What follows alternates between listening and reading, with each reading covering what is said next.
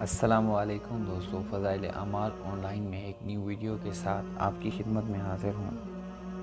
کبھی کافر و فاسق کا بھی خواب سچا ہوتا ہے، اور یہ بات بھی قرآن و حدیث سے ثابت ہے، اور تجربات سے معلوم ہے کہ سچے خواب بعض اوقات فاسق فاجر بلکہ کافر کو بھی آ سکتے ہیں۔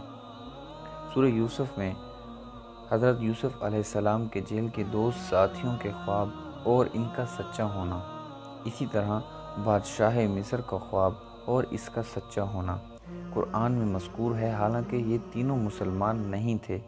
حدیث میں کسریٰ کا خواب مذکور ہے، جو اس نے رسول کریم صلی اللہ علیہ وسلم کی بعثت کے متعلق دیکھا تھا۔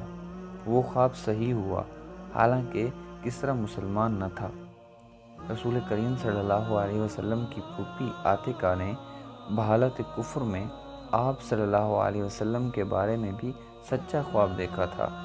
نیز کافر بادشاہ بخت نصر کے جس خواب کی تعبیر حضرت دانیال علیہ السلام نے دی تھی، وہ خواب بھی سچا تھا۔ اس سے معلوم ہوا کہ محض اتنی بات کہ کسی کو کوئی سچا خواب نظر آ جائے اور واقعہ اس کے مطابق ہو جائے، اس کے نیک صالح بلکہ مسلمان ہونے کی بھی دلیل نہیں ہو سکتی۔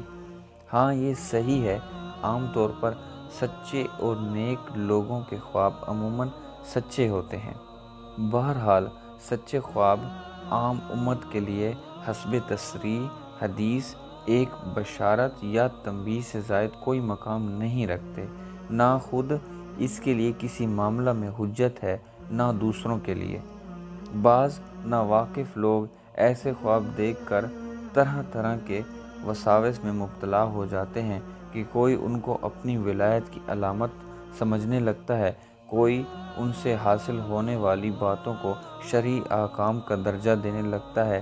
یہ سب چیزیں بے بنیاد ہیں۔ یہ بھی معلوم ہو چکا ہے کہ سچے خوابوں میں بھی بکثرت نفسانی یا شیطانی یا دونوں قسم کے تصورات کی آمیزش کا احتمال ہے۔